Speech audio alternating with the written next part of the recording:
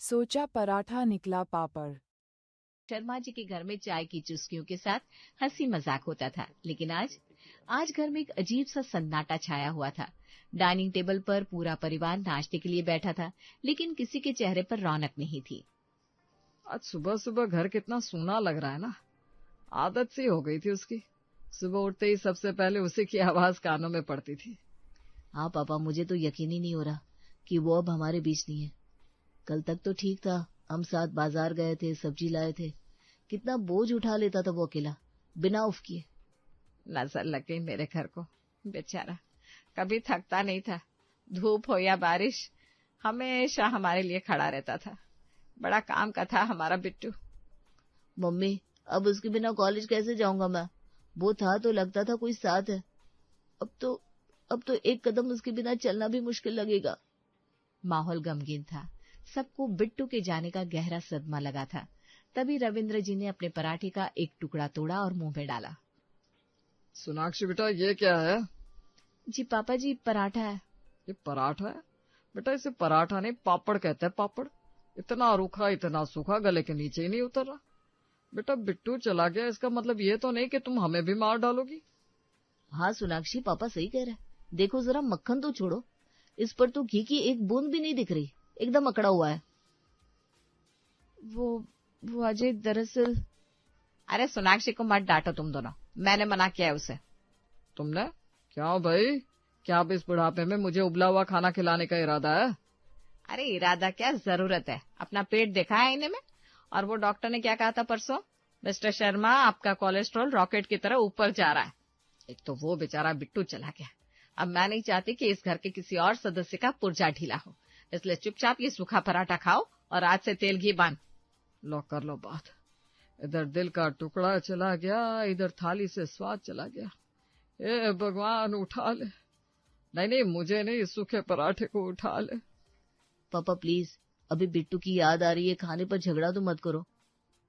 तभी living room में रखे लैंडलाइन फोन की घंटी बजती है। देख तो अंशुमन, किसका फोन है सुबह सुबह? शायद पड़ोसियों को खबर लग गई होगी। जी पापा, देखता हूँ। फोन की घंटी लगातार बज रही थी। अंशुमन ने रिसीवर उठाया। हेलो, चरण स्पर्श चाचा जी।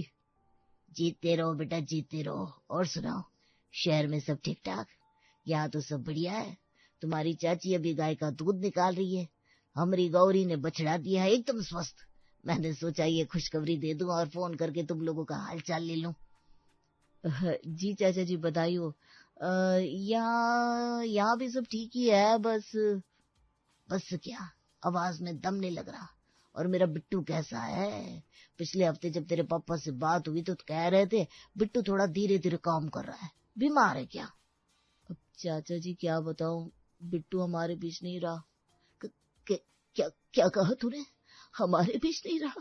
अरे ये क्या न होनी हो गई, एक हफ्ते पहले तक तो वो ठीक था। हाँ चाचा जी, पर होने को कौन टाल सकता है। कल शाम को एक भयानक एक्सीडेंट हुआ। ट्रक वाले ने साइड से टक्कर मार दी। हमने बहुत कोशिश की उसे ठीक करने की, कहाँ नहीं दिखाया, पर हम बचा नहीं सके। हे भगवान, ट्रक से टक्कर, हाय रे मेरा बच्चा, कितना दर्द हुआ होगा उसे। अंशुमन तू सच बोल रहा है ना? जी चाचा जी, पूरा खत्म हो गया। बॉडी पूरी पिचक गई उसकी, देखने की हिम्मत भी नहीं हो रही थी। मैं भी आता हूँ, मैं भी सामान मानता हूँ। इस दुख की घड़ी में मैं अपने भाई साहब को अकेला नहीं छोड़ सकता। अरे नहीं चाचा जी, आप तकलीफ मत उठाइए, अब जो होना था सो हो गया। आप इतनी दूर से आएंगे, रहने दीजिए, हम संभालेंगे। अरे तू पागल हो गया है क्या अंशुमन? घर का चिराग बुझ गया और तू कह रहा है मैं ना हूँ? तो फोन रख, मैं शाम तक पहुंचता हूँ, और सुन, सबका ख्याल रखना बेटा।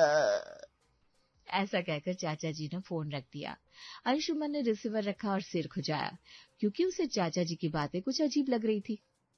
चाचा जी भी ना बिट्टू के लिए इतना इमोशनल हो रहा है। खैर, लगाव था उनका, उन्होंने ही तो भेजा था प्यार से। उधर गांव के घर में गजाधर ने जैसे ही फोन रखा, वो वहीं खाट पर धम से बैठ गए और अपना सिर पकड़ लिया।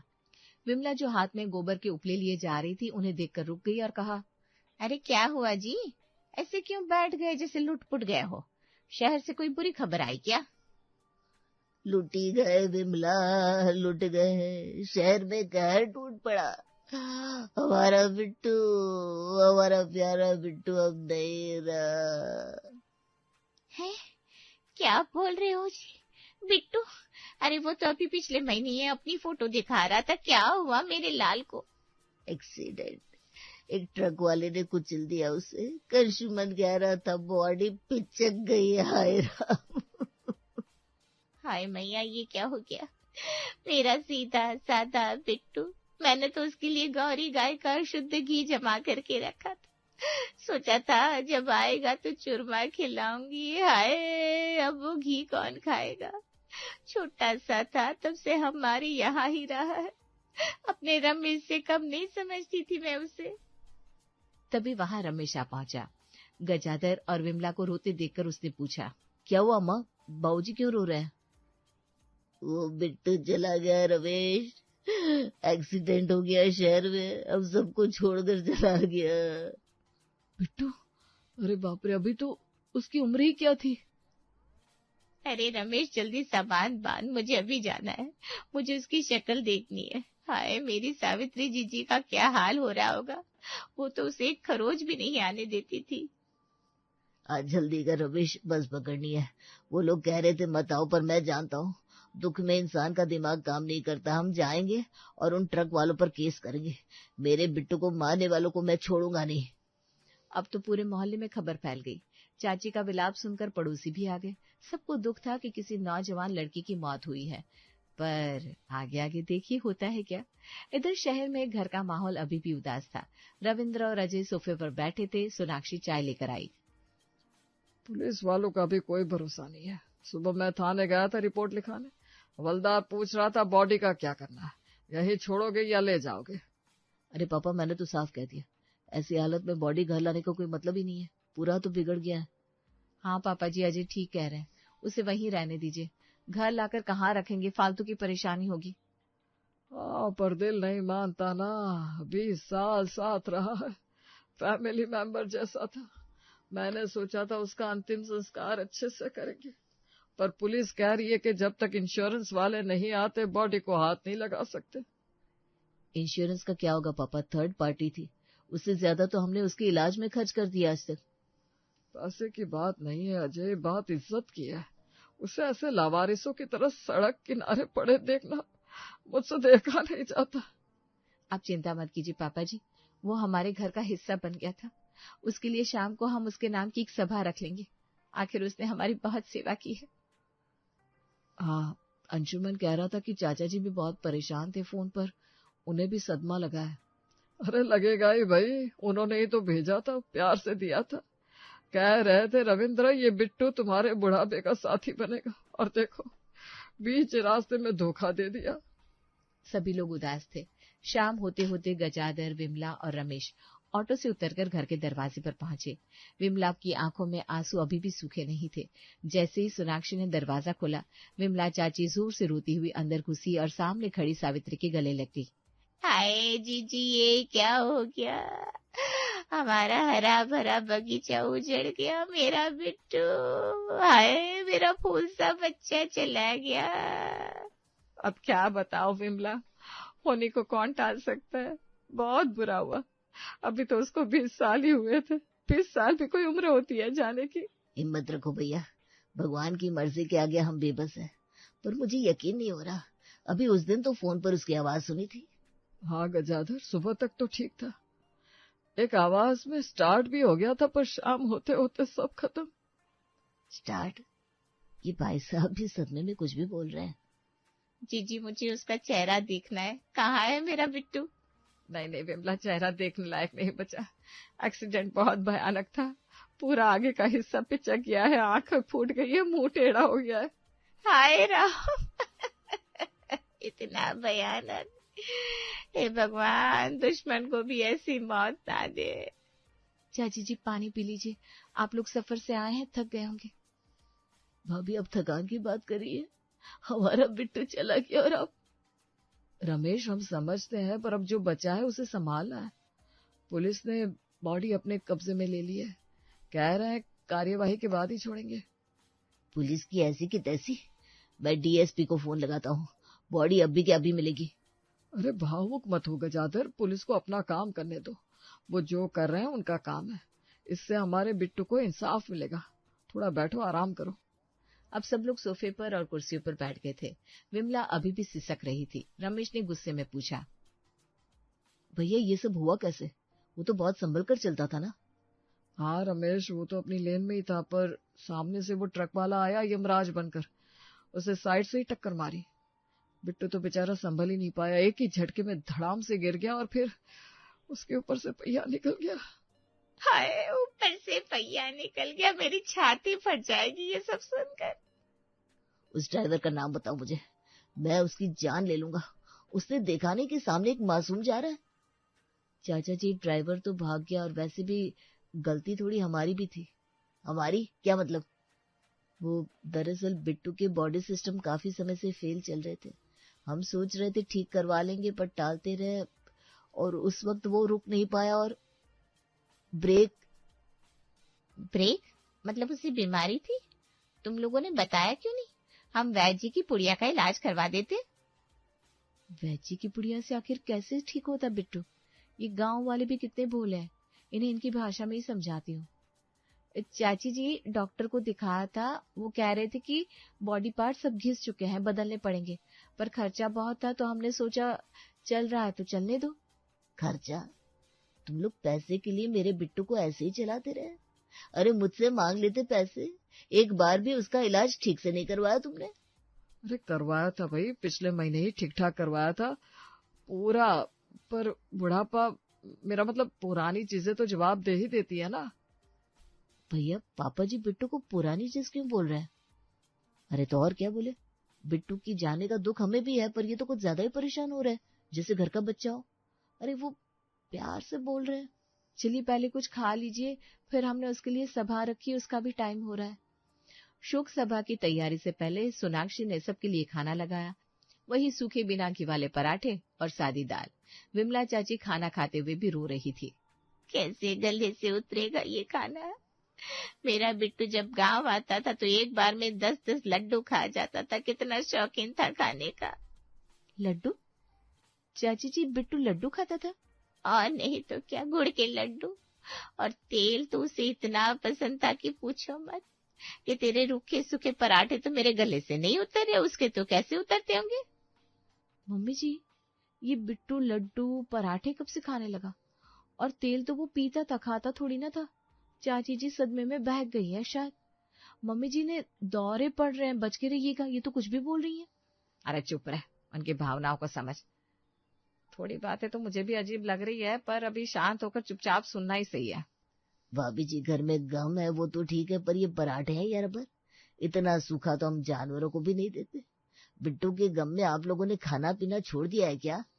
गजाधर, जब से बिट्टू गया है इस घर से स्वाद भी चला गया है। डॉक्टर ने कहा है मेरा हार्ट भी गड़बड़ कर रहा है, जैसे बिट्टू का हो गया कहीं मेरा ना हो जाए, इसीलिए ये उबला खाना खा रहा है। ताऊ जी, आप ऐसी बातें मत कीजिए। बिट्टू गया पर आप तो हैं, और वैसे भी हमें इंश्योरेंस का पता करना चाहिए। बिट्टू का जीवन बीमा तो होगा ना? हाँ रमेश, पर ज्यादा नहीं मिलेगा, वो थर्ड पार्टी वाला था ना, और इसकी वैल्यू अब बची क्या थी, मुश्किल से 5,000 मिलेंगे। 5,000? मेरे बिट्टू की जान की कीमत सिर्फ 5,000? मैं उस बीमा कंपनी पर आग लगा दूंगा, अनमोल रत्न था वो हमारा। सारे के सारे होश गंवा बैठे। शांत हो जाओ भैया, अब पैसों से वो वापस थोड़ी ना आ जाएगा। बहू, चाची को एक और पराठा दे, भूखी होंगी। टेबल पर कंफ्यूजन की खिचड़ी पक रही थी और प्लेट में पापड़ जैसे पराठे थे।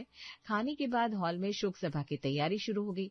माहौल बहुत गंभीर था। विमला और सावित्री जी जमीन पर दरी बिछाकर बैठ गई।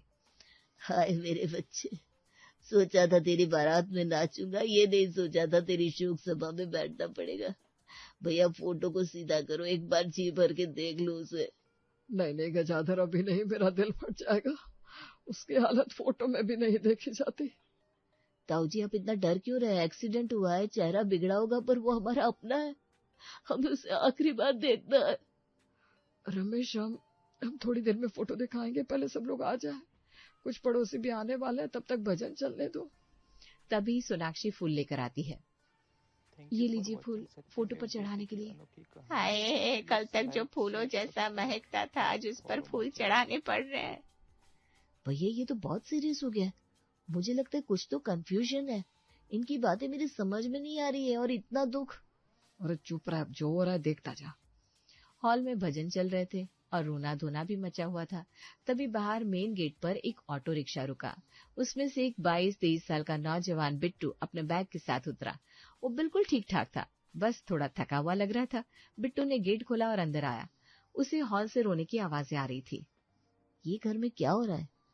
कोई मर गया है क्या? भजन क्यों गा रहे हैं? बिट्टू चप्पल उतारकर धीरे धीरे हॉल के दरवाजे पर पहुंचता है। नमस्ते काका काकी, आप लोग यहाँ, और ये सब क्या हो रहा है? बिट्टू की आवाज सुनते ही सबकी नजरें दरवाजे पर टिक जाती है। विमला की आंखें फटी की फटी रह जाती है। भूत, बिट्टू का भूत, हाय मैया बचाओ। गजाधर अपनी कुर्सी से गिरते गिरते बचते हैं। रमेश अपनी माँ के पीछे छुप जाता है। बिट्टू, तू तो मर गया था ना? तेरी आत्मा भटक रही है क्या बेटा? हाँ, ये कब मरा? मर गया था? काका क्या बोल रहे हैं? मैं तो जिंदा हूँ, अपना काम खत्म करके आ रहा हूँ। वो आज दुकान में बहुत काम था। मुझे किसने मारा? अरे गजाधर, ये बिट्टू तो अब पास की दुकान में ही काम करता है। काम खत्म करके यहाँ ही रहता है, हमारी भी हेल्प करता है। इससे क्या हुआ है? क्या हुआ? अरे कुछ साल पहले मैंने ही तो भेजा था इसे तुम्हारे पास नौकरी ढूंढने, और तुम तो कह रहे थे इसका एक्सीडेंट हो गया। हाय राम, गजाधर भैया, हम इस बिट्टू की बात नहीं कर रहे थे। तो फिर किसकी बात कर रहे थे? और ये शोक सभा किसकी है? अब तो कंफ्यूजन हद से पार हो चुका था। असली बिट्टू सबके बीच खड़ा था और लोग उसे भूत समझ रहे थे। बिट्टू ने आगे बढ़कर टेबल पर रखी फोटो फ्रेम को उठाया। मैं देखना चाहता हूँ आखिर मरा कौन है। बिट्टू फोटो को सीधा करता है और सबकी तरफ घुमाता है। फोटो में एक पुराना जंग लगा नीले रंग का बजाज चेतक स्कूटर खड़ा है। उसका एक शीशा टूटा हुआ है। फोटो के नीचे लिखा है, स्वर्गीय बिट्टू, हमारा प्यारा स्कूटर 2003 से 2023। इसे देखकर पूरे हॉल में एक पल के लिए शांति छा जाती है। ये क्या मजाक है? ये स्कूटर? हाँ गजाधर, ये वही स्कूटर है जो तुमने हमें 20 साल पहले दिया था। हम प्यार से इसे बिट्टू बुलाते थे। क्या तुमने हमें एक खटारा स्कूटर के लिए गांव से दौड़ाया? हमने सोचा हमारा भतीजा। हाय, मुझे चक्कर आ रहे हैं। अरे पर हमें क्या पता था क्या आप इस बिट्टू की बात कर रहे हैं? हमें तो लगा आप भी हमारे बिट्टू मतलब स्कूटर के लिए परेशान है। आखिर वो भी हमारे परिवार का हिस्सा ही तो था। भैया आप लोग पागल हो गए हो क्या? सुबह से बॉडी पोस्टमार्टम की बातें कर रहे थे एक स्कूटर के लिए। सॉरी रमेश, हमें लगा चाचा जी को पता है कि हम स्कूटर की बात कर रहे हैं। अंशुमन ने फोन पर बताया तो था। हाँ, मैंने कहा था बिट्टू का एक्सीडेंट हो गया। अच्छा, चाचा जी ने मान लिया इंसान। काका, आप एक स्कूटर के लिए रो रहे थे, और काकी आप क्या कह रही थी? वो लड्डू खाता था। और इस तरह धीरे धीरे सबको अपनी बेवकूफी का एहसास हुआ। गजाधर का गुस्सा पिघल गया और वो भी हंस पड़े। विमला ने राहत की सांस ली कि उनका बिट्टू सही सलामत है। अब सभी जोर से हंस पड़े। अब सारा कंफ्यूजन खत्म हो चुका था और उसके साथ गम का माहौल भी।